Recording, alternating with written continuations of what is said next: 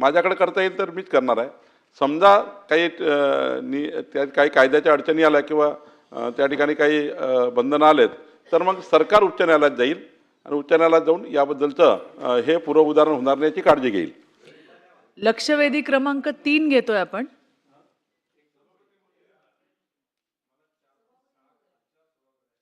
महोदया,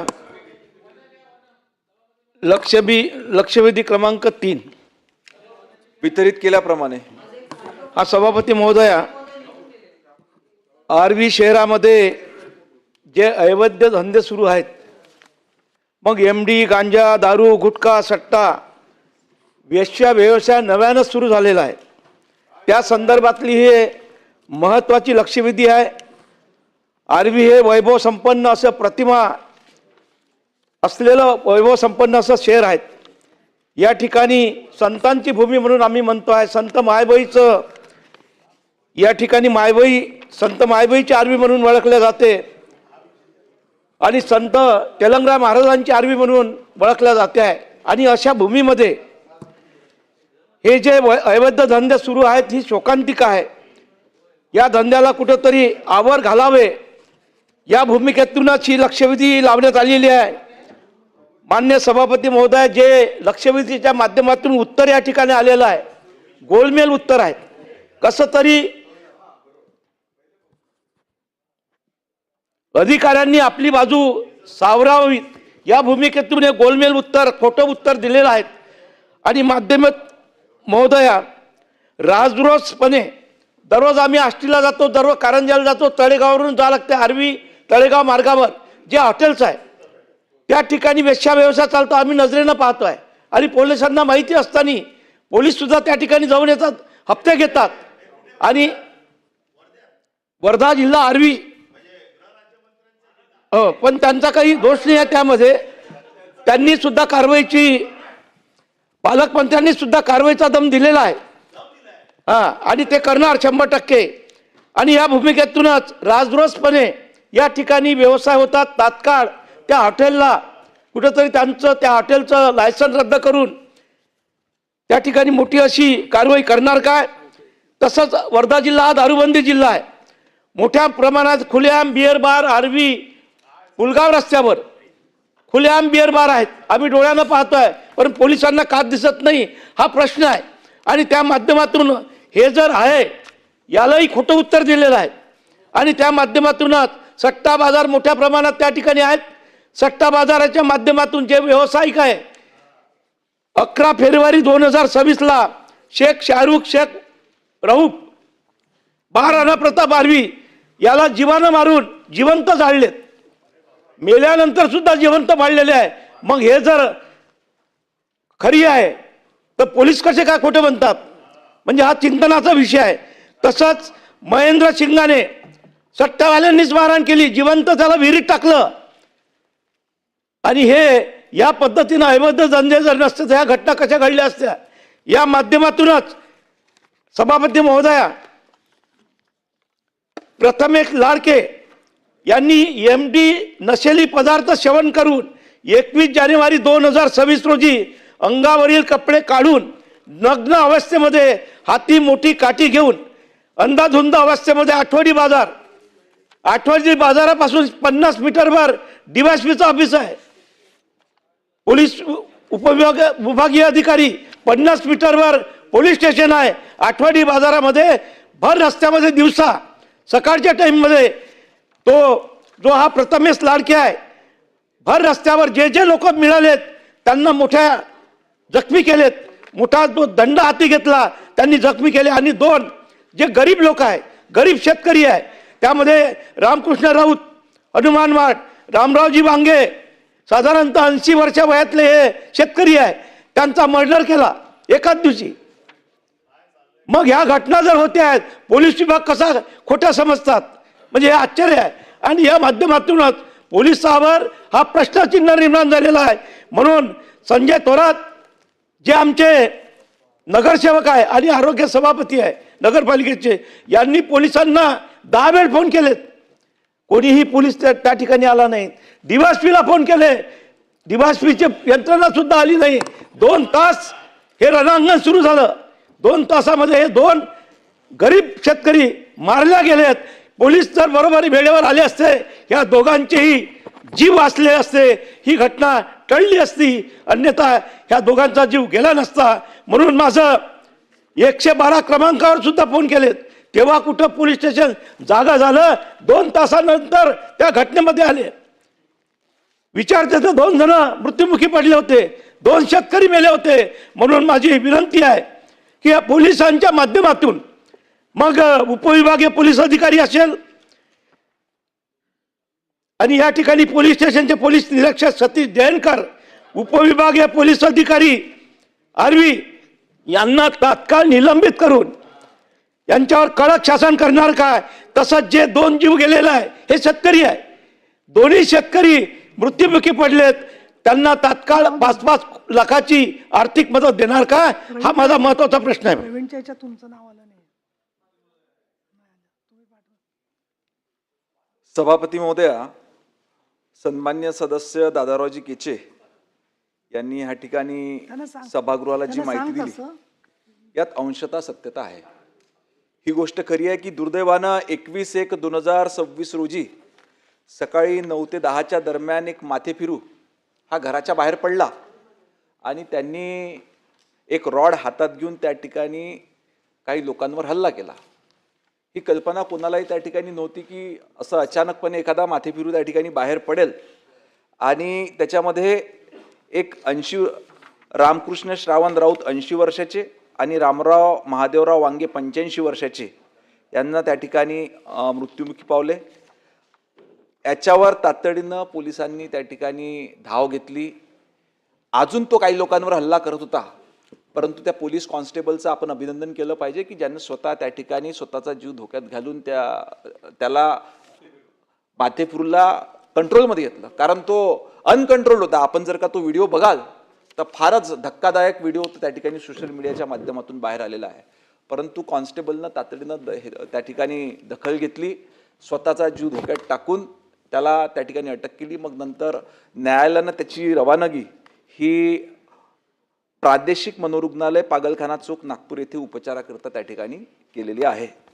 बाकी जी माहिती या ठिकाणी सन्मान्य सदस्यांनी सांगितली की बाबा आर्वी पोलीस स्टेशनच्या हद्दीमध्ये MD त्या ठिकाणी अंमली पदार्थ विकल्या जाते, पुरवठा होते, अशा पद्धतीचा कुठला गुन्ह्याची नोंद देखील त्या ठिकाणी पोलीस स्टेशनमध्ये नाही. अशा पद्धतीचा साधा आरोप देखील त्या ठिकाणी ह्या पोलीस स्टेशनच्या अंतर्गत नाही.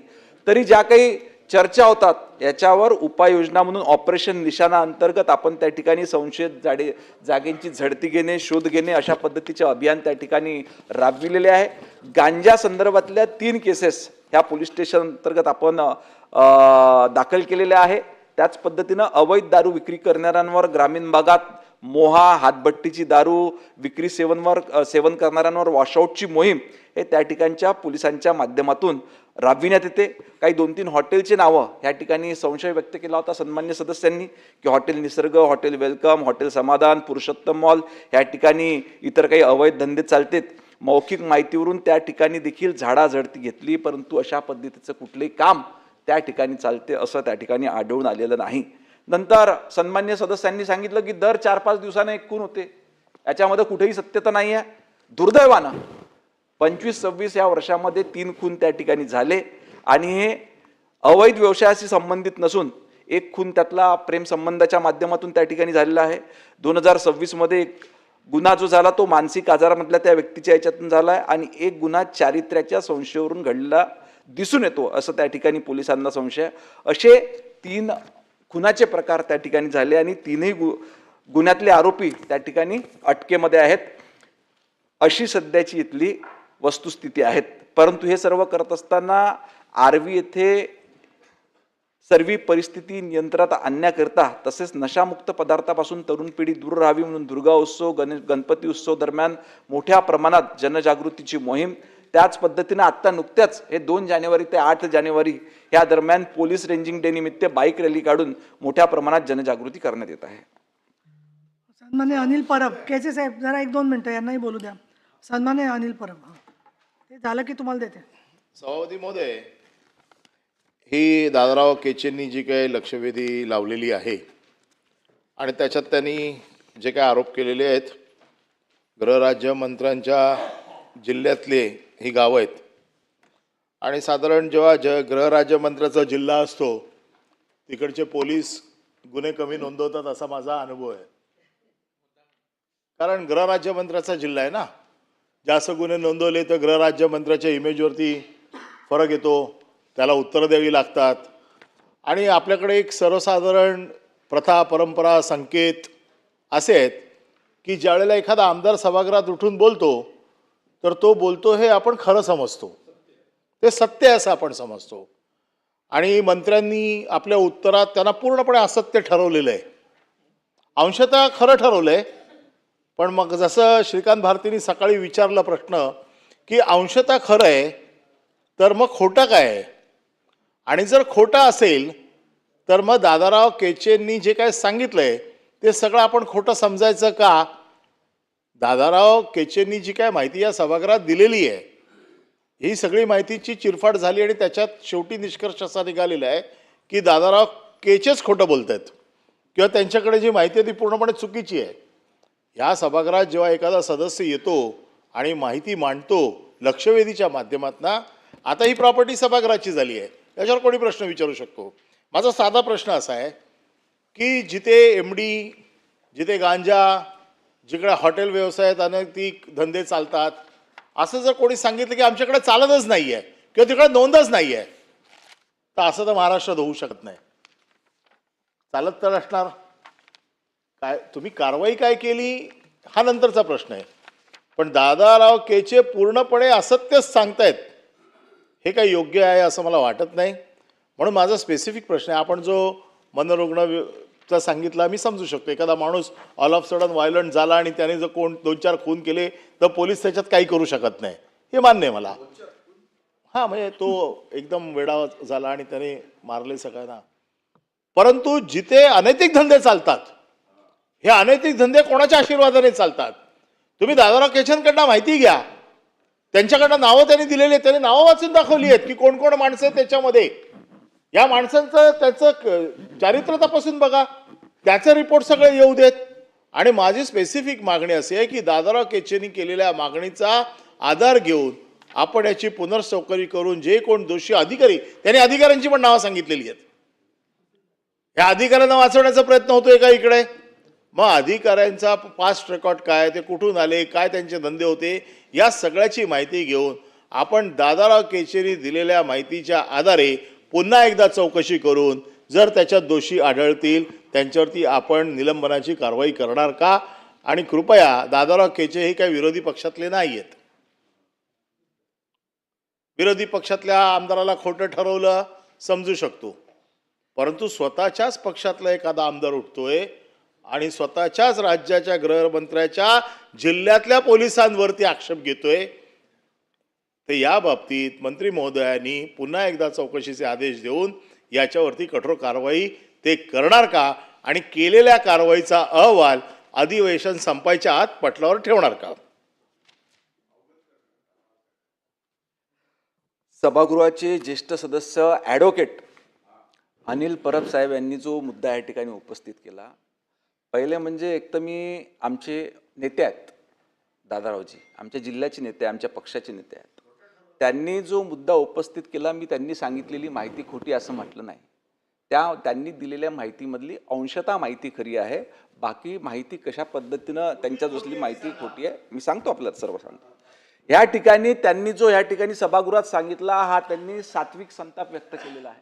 त्याचं कारण काय झालं? कारण आपण देखील आपल्या भाषणात सांगितलं की एक माथेगुरू एक दिवस अचानक घराच्या बाहेर पडला आणि तो एवढा बलदंड आहे. आपण जर तो व्हिडिओ बघाल, भाई तुम्ही 4-5 सांगितलं, 2 घटना झाल्यात आणि माथेफिरून 2 जणांना, तो इतका बलदंड आहे. तो व्हिडिओ पाहून आम्ही देखील पूर्ण जिल्ह्यामध्ये त्या ठिकाणी हाहाकार माजला होता आणि लोक त्याच्या मागे धावले, पण तो कंट्रोलमध्येच येत नव्हता. तातडीनं लोक त्याच्या मागे, लोक पळत होते, तो पळत आला की इतका बलदंड तो होता. आणि दुर्दैवानं 2 म्हातारे माणसं त्या गल्लीमधून चालले होते, त्यांच्यावर हल्ला झाला आणि दुर्दैवानं त्या दोघांचा मृत्यू त्या ठिकाणी झाला. परंतु जशी माहिती पोलिसांना मिळाली, त्या भागातला कॉन्स्टेबल त्यांनी स्वतःचा जीव धोक्यात टाकून त्या व्यक्तीला नियंत्रणात घेतलं, न्यायालयात हजर केलं. न्यायालयानं लगेच त्याला त्या ठिकाणी मनोरुग्णालयात त्याची रवानगी त्या ठिकाणी केली. मग यांनी सांगितलं की काही ठिकाणी बाबा असे असे धंदे, काही हॉटेलमध्ये चालते, काही स्पॉट आहे, त्या ठिकाणची त्यांच्या सांगण्याची, त्यांनी दिलेल्या माहितीची दखल घेण्यात आली, त्या ठिकाणची चौकशी देखील करण्यात आली. ह्यासोबत कसं आहे, आपण सर्व हे करत असताना त्या माहितीची सत्यता जाणून घेणं फार आवश्यक आहे. कारण अनेक लोकांचे व्यापार, अनेक लोकांचे उद्योग वारंवार आपण त्याच्यावर जर का जाऊन चुकीची कारवाई करू तर ते व्यवसाय ते चांगल्या पद्धतीने जर का कोणाचं चालू असेल तर त्यांची देखील लहान गावामध्ये अडचण होत असते. कारण लहान गावात लगेच इमेज त्या ठिकाणी खराब होते. परंतु तरी देखील आपण देखील सूचना केली आणि दादारावजी देखील ज्येष्ठ आहेत, त्यांना ज्या ज्या शंका आहे याची पुन्हा एकदा चौकशी वरिष्ठ अधिकाऱ्यांकडून करण्यात येईल आणि दोषींवर त्या ठिकाणी कारवाई करण्यात येईल. सन्माननीय जगताप. असं आहे की चुकीच्या पद्धतीने कोणावर कारवाई करा असं कुणाचंच म्हणणं असणार नाही. छोट्या गावात असू द्या किंवा मोठ्या गावात असू द्या. व्यापाऱ्याला जर ती भीती राहिली की कोणी काहीतरी हे करायला नाही, तर तसं उद्दिष्ट पण नाही. त्यांनी स्पेसिफिकली सांगितलं त्या बिअर बारमध्ये असं असं सगळं चालतं. आता आपल्याला तेवढा तर विश्वास ठेवायला पाहिजे.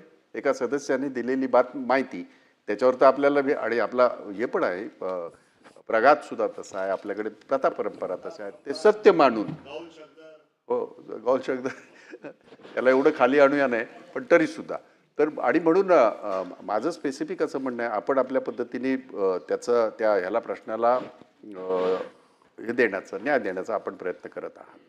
परंतु त्यांनी विशिष्ट अशा काही अधिकाऱ्यांची नावं घेतलेली आहेत. विशिष्ट एखाद्या हॉटेलचं म्हणा किंवा एखाद्या बिअर बारचं त्यांनी नाव घेतलेलं आहे.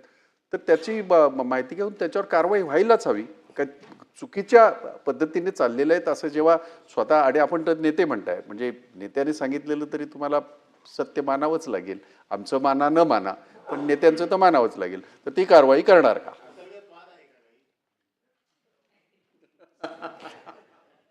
तो माझ्यासोबत नाही, मी मध्यस्थी आहे, मी मध्यस्थी आहे.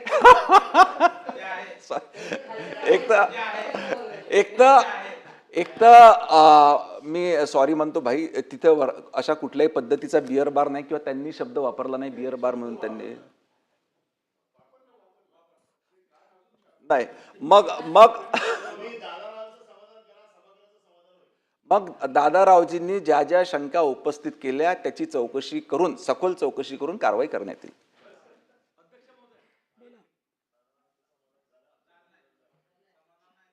सभापती महोदय, आपल्या माध्यमातून मंत्री महोदयांना एक विनंती करायची आहे की 21 जानेवारी 2026 रोजी ही जी घटना घडली, प्रथमेश लाडके हा MD पदार्थ जो आहे नशेली तो घेऊन होता.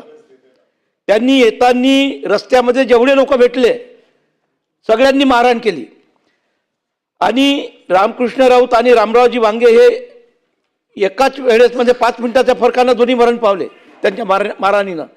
त्याच वेळेस हे 2 तास चालली चकमेक शहरामध्ये. लोक धावून राहिले त्यांच्या मागं, तो पडून राहिला, जो जो मिळत्या रस्त्यावर त्याला मारून राहिला. असं असताना आमचे, तुम्ही ओळखता, संजय थोरात सभापती आपले आरोग्य, त्यांनी 10 वेळ फोन केले पोलीस स्टेशनला, DYSP ऑफिसला. त्यावेळेस जर आले असते 2 तासा अगोदर, नंतर आल्यानंतर ही घटना होऊन गेली होती. आणि म्हणून हे 2 अधिकारी जे आहे हे जबाबदार आहे. म्हणून त्यांच्यावर तात्काळ निलंबनाची कारवाई DYSP आणि पोलीस स्टेशनचे उपनिरीक्षक सतीश जैनकर, पोलीस निरीक्षक आणि उपविभागीय पोलीस अधिकारी ढोले हेच त्यांना जबाबदार आहे. या दोघांनाही फोन केल्यानंतर 2 तासानंतर आले. तोपर्यंत हे दोन्ही मुर्दे पडून गेले होते, दोन्ही मृत्युमुखी पडले, नाही तर दोन्ही शेतकरी वाचले असते. म्हणून त्यांच्यावर तात्काळ निलंबनाची कारवाई करणार काय, हा माझा प्रश्न आहे. दिनांक 21 जानेवारी 2026 रोजी जी घटना घडली आणि 2 वयस्कर लोक त्या ठिकाणी मृत्युमुखी पडले, ह्या संदर्भात सन्मान्य दादाराव केचे साहेबांनी जी चौकशी मागितली, ॲडिशनल SP मार्फत तातडीनं ह्या संपूर्ण प्रकरणाची पुन्हा चौकशी करण्यात येईल. आणि आपण सांगितलेले नावं हे अधिकारी जर का त्या चौकशीत दोषी आढळले तर निश्चितपणे त्यांच्यावर कारवाई करण्यात येईल. ठीक आहे. सन्माननीय विक्रम काळे, नाही 1 मिनिट काळे, हां नाही, नंतर करा चौकशी.